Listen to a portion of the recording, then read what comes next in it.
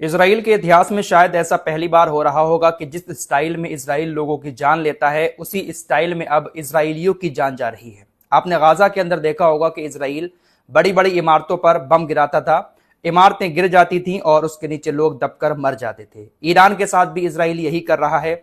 Iran की भी रिहायशी इलाकों में बम गिराए जा रहे हैं, वहां पर भी लोगों की मौत हो रही है। लेकिन अब ईरान ने भी उसी स्टाइल में इसराइलियों को मारना शुरू कर दिया है। पिछली रिपोर्ट आपने अगर देखी हो, उसमें मैंने आपको बताया था कि ईरान की तरफ से लगातार इसराइल के ऊपर मिसाइल हमले जारी हैं। इसराइल का एयर डिफेंस सिस्टम ईरान की मिसाइलों को नहीं रोक पा रहा है।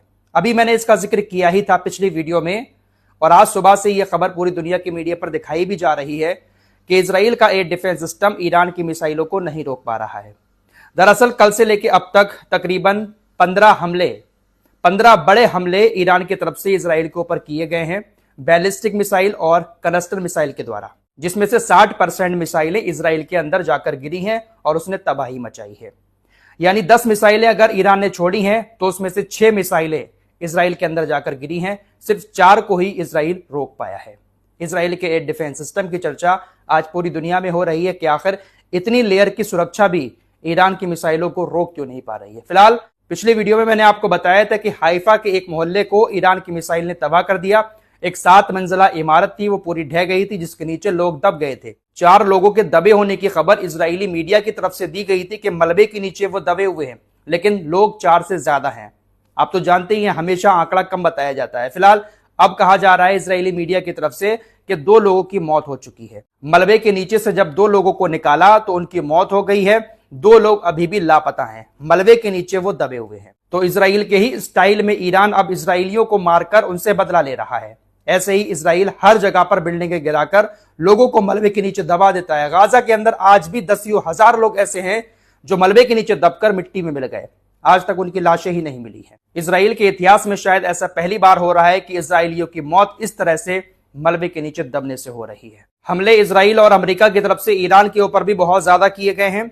एक बार फिर से रिहायशी इलाकों को निशाना बनाया गया है। पिछले 24 घंटे में 34 लोगों की ईरान के अंदर मौत हो चुकी है। इन 34 लोगों में 6 से 8 बच्चे भी शामिल हैं। इसराइल और अमेरिका के फाइटर जेट ज्यादातर ईरान के रिहायशी इलाकों को ही निशाना बना रहे हैं। एक और यूनिवर्सिटी को भी निशाना बनाया है, वो पूरी की पूरी तबाह हो चुकी है। तेहरान के अंदर बनी हुई शरीफ यूनिवर्सिटी ऑफ टेक्नोलॉजी पर भयानक बमबारी इसराइल और अमेरिका की तरफ से की गई है। यूनिवर्सिटी को बहुत बड़ा नुकसान हुआ है। तो बड़ी से बड़ी यूनिवर्सिटी जो तेहरान के अंदर थी, उसको तबाह कर चुका है अमेरिका और इसराइल। और हो सकता है कि कल के बाद और भी तेज हमले ईरान के ऊपर किए जाएं, क्योंकि ट्रंप कह चुका है कि स्टेट ऑफ हॉर्मुज खोल दो वरना तबाही मचा देंगे। तबाही तो मचाएंगे दोस्तों, ये बात सच है। ऐसा नहीं है कि ये लोग हमले ना करें, हमले खतरनाक वाले करेंगे, लेकिन हकीकत यह है कि ईरान की मिसाइल सिटी को ये लोग नुकसान नहीं पहुंचा सकते।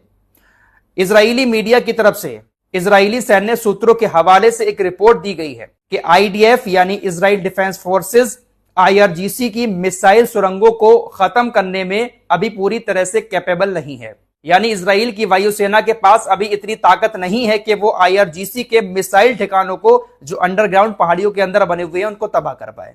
ये रिपोर्ट बाकायदा इजरायली मीडिया की तरफ से चलाई गई है और यही हकीकत भी है दोस्तों। ईरान के मिसाइल ठिकानों को तबाह कर पाना इतना आसान नहीं है, इसीलिए ईरान इनकी बात मान ही नहीं रहा है। ईरान ने कहा कि आप कितनी भी चेतावनियां दे लो, स्टेट ऑफ हॉर्मुज को हम नहीं खोलेंगे।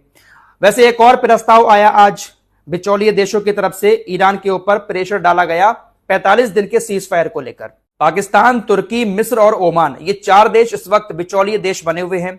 अमेरिका ने इन्हीं के जरिए ईरान से कहलवाया कि आप स्टेट ऑफ हॉर्मुज खोल दो, हम 45 दिन का सीज फायर कर लेंगे। और भी कुछ बातें अमेरिका की तरफ से कही गई, लेकिन ईरान ने उन तमाम शर्तों को मानने से इनकार कर दिया।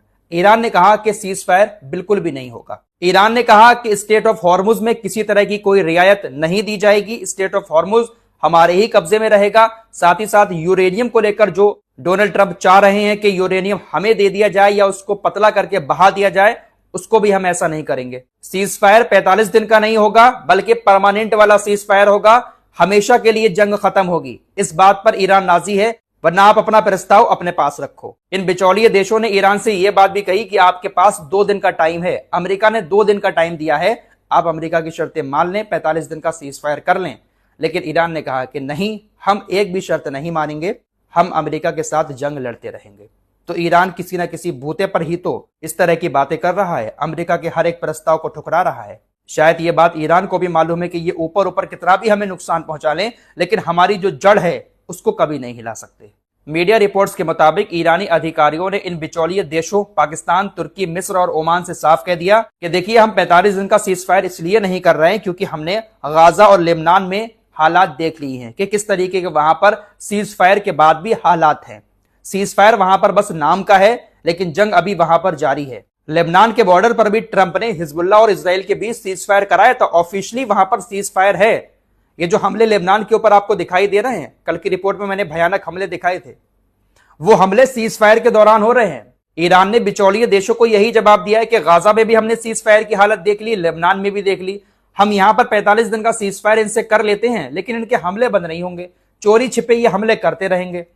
45 दिन के बाद अपनी ताकत को और ज्यादा मजबूत करके फिर से ये हमारे ऊपर हमले करेंगे। इसलिए परमानेंट वाला सीज फायर हो या फिर जंग चलने दो, जब तक ये लोग चाहें लड़ने दो। ईरान यहां पर बिल्कुल सही कर रहा है दोस्तों। ईरान अगर सीज फायर के लिए राजी हो जाता है तो 45 दिन के बाद फिर से ये ईरान के ऊपर भारी भरकम हमला करेंगे। ईरान कह रहा है परमानेंट सोल्यूशन चाहिए है, आर पार जो करना है करो, बस परमानेंट वाला सोल्यूशन चाहिए है। जंग पूरी तरह से खत्म हो जाए, आप हमें जीत लो या हम आपको यहां से भगा देंगे। सीज फायर के दौरान इजराइल लेबनान को तो तबाह कर ही रहा है, साथ ही साथ गाजा में भी हमले जारी हैं। कल एक जगह पर काफी सारे फिलिस्तीनी इकट्ठा थे, वहां पर इजराइल की एयरफोर्स ने हमला कर दिया, कई सारे लोगों की मौत हो गई।